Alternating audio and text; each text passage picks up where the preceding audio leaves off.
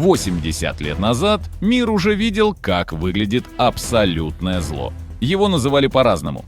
Война на уничтожение, новый порядок. Но суть была простой. Человек превращается в расходник. Сегодня это зло пришло в новой упаковке и с другими лозунгами. И снова под разговоры про освобождение. На землю падают не только снаряды, но и маски. Приветствую вас на канале «Утилизатор реальности». Сегодня выпуск без шуток и без привычного сарказма. Тема слишком мрачная, чтобы над ней иронизировать. Мы поговорим о том, как история повторяется и почему те, кто громче всех кричит «нацисты», сами ведут себя как оккупанты 1941 года. Сразу хочу предупредить, видеоряд в этом ролике будет предельно сдержанным. Не потому, что не хватает материалов, их более чем достаточно, а потому что риторика и так будет максимально жесткой. Я не хочу превращать трагедию в визуальный аттракцион. Пусть слова сами создадут нужное ощущение, потому что иногда ужас лучше показать не кадром, а смыслом. Мы не будем разбирать танчики и стрелочки на карте. Мы поговорим о том, как оккупант относится к людям, к тем, кто не стреляет, к тем, кто сдался в плен, к женщинам и детям, к старикам, о том, что делают ночью в подвалах и днем на камеру, о фильтрации, депортациях и перевоспитании детей, о том, как страх становится политикой, а насилие – технологией управления. Тезис прост. То, что делает современная российская армия в Украине – это моральный ребрендинг фашизма. Те же практики, те же цели, та же животная жестокость. Разница одна – в 40-е это не снимали в ТикТок. Будет. По пунктам. Сначала мирные жители, потом пленные, пытки и казни, сексуальное насилие как оружие, фильтрация и депортации. И финальный вывод, который не всем понравится – фашизм не ушел в историю. Он просто выучил новые оправдания. Когда фашисты в 1941-м вошли в СССР, они не просто вели войну, они уничтожали людей как биомусор. Это была не армия, а фабрика смерти, растянутая на тысячи километров. Хатынь, Корюковка, Бабий Яр. Слова, от которых холодеет даже через поколение. В Хатыни 149 человек, включая 75 детей, сожгли заживо в сарае. В Корюковке за 2 дня расстреляли больше 6000 жителей. Просто потому, что могли. Теперь посмотри на кадры из Бучи, Ирпеня, Изюма. 21 век, Европа, смартфоны, дроны. И та же дьявольская логика. Если не покорился, значит враг. Людей расстреливали прямо во дворах. Снайперы стреляли в тех, кто шел за водой. Тела находили со связанными руками, с пулей в затылке. За месяц оккупации в одной Буче убили почти 500 мирных, среди них дети. Фашисты поджигали деревни. Рашисты снимают сожженные дома на телефон и хвастаются. Гитлеровцы сгоняли людей в амбары.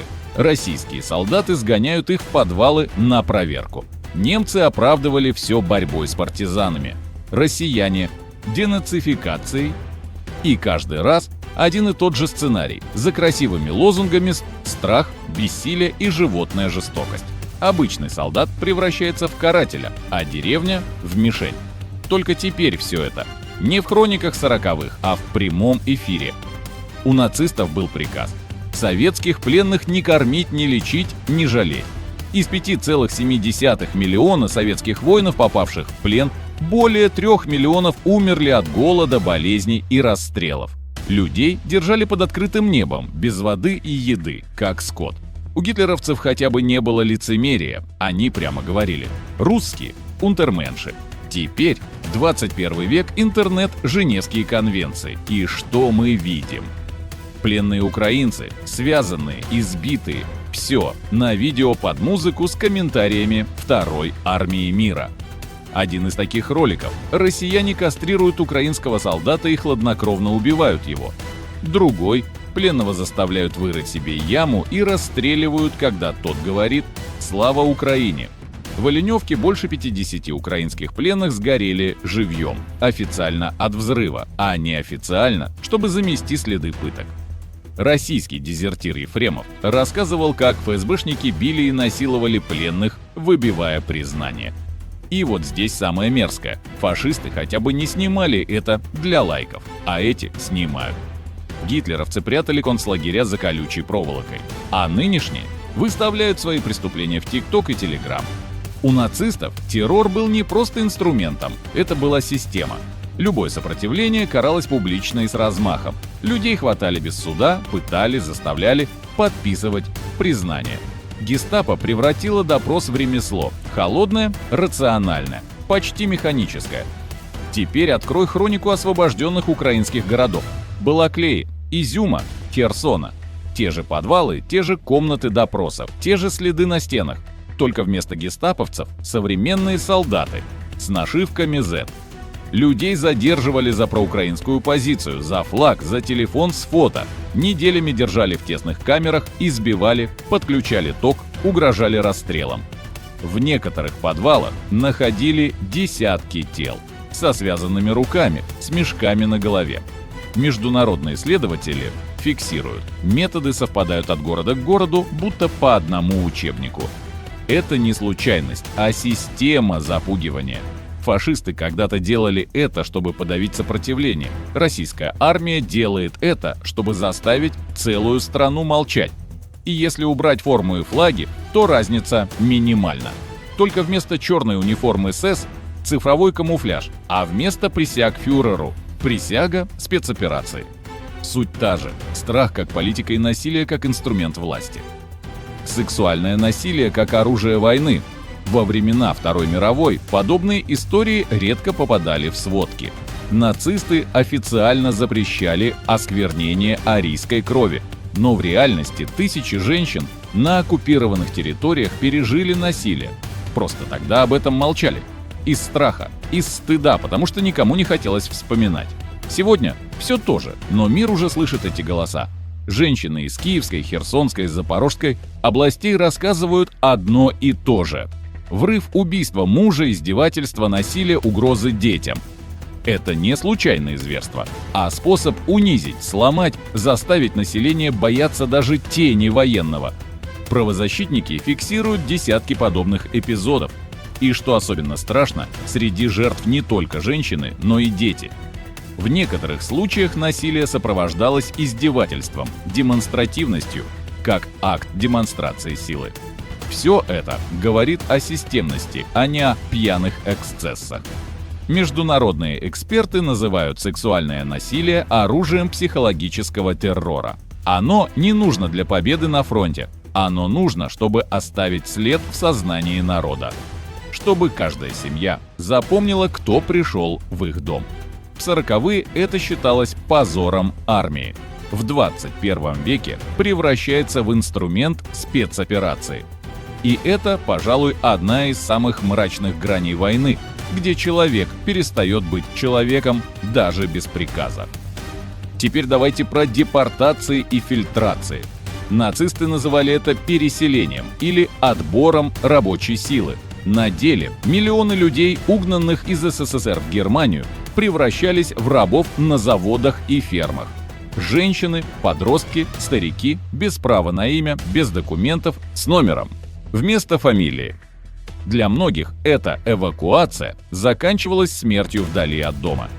Спустя 80 лет те же методы, только вместо эшелонов со старбайтерами, гуманитарные коридоры в Россию. По украинским данным, более 1,5 миллиона человек были принудительно вывезены с оккупированных территорий. Среди них десятки тысяч детей. Их лишают связи с родителями, оформляют новые документы, переименовывают, усыновляют в российских семьях. Это не эвакуация. Это краденое детство. И именно за это, за незаконную депортацию украинских детей, 17 марта 2023 года Международным уголовным судом в Гааге был выдан ордер на арест Путина. Но прежде чем вывести, проходит фильтрация. Знакомое слово, правда? Нацисты тоже фильтровали, искали коммунистов, евреев, партизан.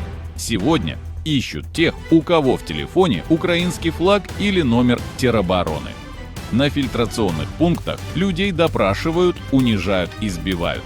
Кто не проходит проверку, исчезает. Только декорации изменились. Теперь не собаки и колючая проволока, а ноутбук и база данных. Но суть та же – массовое унижение человека, превращенного в объект контроля. Это не ошибки спецоперации. это сознательная политика. Потому что, когда у народа отбирают свободу, родину и детей, это уже не война. Это попытка стереть сам народ.